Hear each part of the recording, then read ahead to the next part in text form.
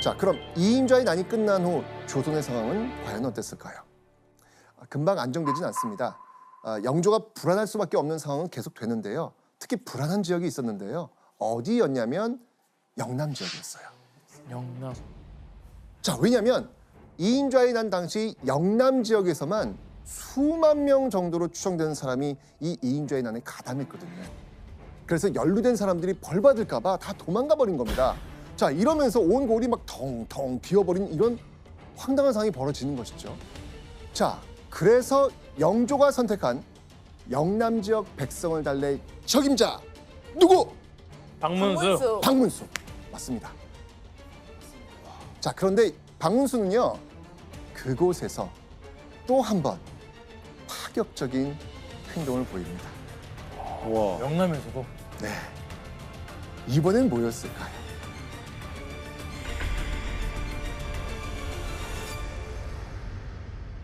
박문수는요, 어떤 군사도 거느리지 않고 혈혈단신 혼자 다니는 겁니다. 자, 그런 박문수를 본 부하들이 반드시 군사를 좀 데리고 다니십시오 라고 이야기를 하죠. 자, 이때 박문수 과연 뭐라고 이야기했을까요? 이는 미태로움과 의심을 진정시켜 편안히 하는 길이 아니다. 비록 뜻밖의 근심이 있을지라도 어찌 나라를 위하여 한 번 죽는 것을 겁내겠는가?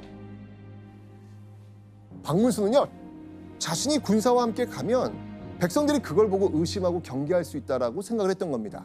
군사 때문에 백성들이 불안할 수 있으니까 자신이 뜻밖의 사고를 당할 위험을 감수하고 혼자 다니겠다, 이런 얘기를 한 거예요. 그러면 이런 박문수를 본 백성들 어땠을까요?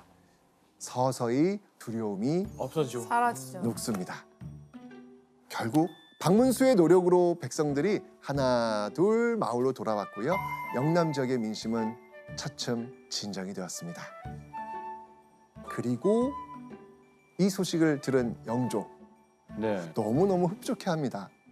자, 결국 이 박문수에게 영조의 큰 상이 내려옵니다. 와. 뭐였을까요? 진급. 그렇죠. 오, 맞습니다. 진급이다. 아. 박문수는 지금의 차관급인 종이품 감사가 됩니다. 야, 거기에 이 난을 진압한 공로를 인정받아서 공신으로도 책봉이 됩니다. 공신. 이건 정말 왕의 절대적인 신임 없이는요, 불가능한 일이었습니다.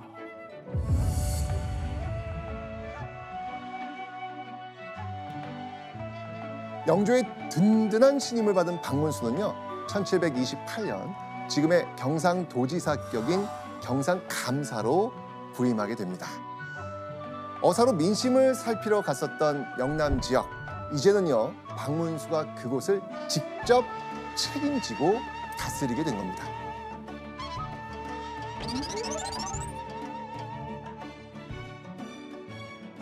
자, 그렇게 영남 지역 백성을 두루 살피며 지내던 어느 날 함경도가 물난리를 겪고 있다는 소식을 딱 들은 박문수, 당장 이렇게 명령을 내립니다.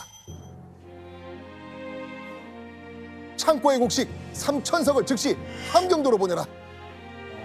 바로. 박문수는 백성들이 먼저니까 일단 곡식을 함경도로 보내란 거였습니다. 자, 그런데 이 사실이 알려지면 어떻게 되겠습니까? 조정에서는 진짜 싫어하죠. 맞습니다. 당연히 문책받는 거예요. 자, 근데 이때 박문수 뭐라고 말했을까요? 이렇게 얘기합니다. 내가 문책을 당한 것은 작은 일이지만 백성이 고초를 겪는 일은 큰 일이다. 당장 보내라.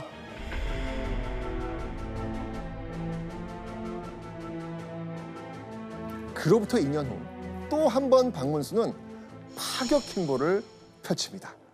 이분은 어떤 거죠? 1731년 조선 남쪽 지역에 큰 재난이 닥칩니다. 가뭄 때문에 흉년이 크게 들었던 것이죠. 농사가 주업인데 가뭄에 흉년까지, 백성들의 삶이 어떻겠습니까? 힘들죠. 너무 힘들죠. 그렇죠. 그런데 어느 날 박문수가 아주 파격적인 제안을 합니다. 이렇게 이야기합니다. 이때 재빨리 소금을 구워서 소금이 귀한 곳에 나누어 보내고 넉넉한 곳에서 부족한 곳으로 힘써 옮겨 주어야 합니다. 백성을 구하려면 지금 뭐가 필요해요? 쌀. 네, 먹을 거, 돈과 곡식이 필요하잖아요.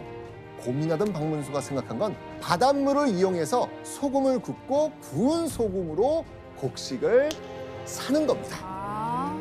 그 곡식을 풀어서 백성을 살리자. 진짜 똑똑하네요, 진짜. 똑똑하죠? 예. 그죠? 그런데 말입니다. 박문수가 이런 제안을 딱 내놓자 조정의 분위기가 싸늘하게 식어버립니다. 왜요? 그 이유는 당시 소금을 생산하고 파는 건요 일종의 특권이었습니다. 돈을 많이 버는 일이었구나. 그렇죠. 왕실 종친들과 몇몇 관청이 이것을 독점을 했던 겁니다. 이곳에서 소금을 판 이익을 사용하고 있었던 것이죠. 그런데 조선 조정이 직접 소금을 만들어 팔자 이렇게 지금 제안을 한 겁니다. 소금을 구워야 하니 신을 차출하여 보내면 신이 힘을 다하여 나라에 보답하겠습니다. 어느 곳인들 가지 못하겠습니까? 그러는 동안 많은 신하들은요 여러 가지 이유를 대면서 소금을 굽는 것은 아니되옵니다 라고 계속해서 의견을 냅니다. 반대하는 신하들과 해야 합니다 라고 밀어붙이는 박문수. 그러던 중 박문수의 의견에 힘을 실어주는 이가 나타납니다. 오. 영조. 영조. 그렇죠. 누가 우리 선생님 건드려? 그렇죠. 맞습니다. 박문수를 가장 신뢰하는 사람 영조였습니다. 이렇게 이야기합니다. 차후에도 반대하는 이가 있겠지만 사소한 일로 머뭇거리지 말고 일을 마치고 오라. 와. 사실 영조 입장에서도 왕실 종친들 눈치 볼 수밖에 없잖아요. 그렇죠, 예. 그죠? 그런데 영조는 박문수가 옳다고 믿었던 겁니다. 그래서 직접 내려가서 소금 굽기를 해보라 허락을 한 것이죠. 자, 그렇게 영조에게 소금을 구우라 이 허락을 받아낸 박문수. 당장 영남 지역의 이 명지도라는 곳으로 내려가서요 소금을 굽습니다. 일꾼들과 동고동락하면서 직접 소금을 구워냅니다. 그렇게 소금을 구운 지 몇 개월이 흐른 후 이듬해 봄 무려 18,000섬이라는 어마어마한 양의 소금을 생산해냅니다. 와. 그 덕분에 많은 백성의 목숨을 구제할 수 있었습니다. 영조가 다시 이야기하죠. 박문수 힘으로 할 수 있었을 것이다. 자, 그런데요. 1년이 지났지만 이 박문수의 걱정은 사라지지 않습니다. 당시 조선 백성들의 상황이 갈수록 처참해지고 있었거든요. 급기야 1732년에는요. 아주 충격적인 보고가 하나 올라옵니다. 충격적인 뭐예요? 한번 보시죠. 전라도 강진현에서 굶주린 백성이 사람의 시체를 구워서 먹은 변고가 있었다. 어머. 전라도 강진에서 유랑민이 10살 아이 시신을 구워 먹는 참변이 발생한 겁니다. 어이구야. 이거. 당시 경기도, 충청도, 전라도, 경상도까지 대흉년의 연속이었거든요. 자, 이러니까 영조가요 대신들을 불러 모아가지고 백성들을 구제할 대책을 마련하라고 이야기합니다. 이때 박문수는요 또다시 다른 신하들이 분노할 만할 제안을 아, 파격. 또 합니다. 이분 왜 이러십니까? 신하들의 네. 월급을 어. 삭감한다. 정답. 아이 완전 줄야지 지금 시체를 뭐 한다는데 그 완전 안 주는 것도 아니고 삭감 가지고 벌벌 끓으면 어떡하냐. 맞습니다. 백명 입장에서 녹봉을 깎자는 말은 정말 이게 기가 막힌 노릇이죠. 그래서였을까요? 박문수의 주장 이후 대신들은 다른 문제로 화제를 돌립니다. 그러면서 녹봉 얘기를 또 끊어줍니다. 그 그림 그려지지 않아요? 네. 녹봉을 끊어야 됩니다. 전하, 그런데 지금 저 상남지방에 누군가가 다쳤다고 합니다.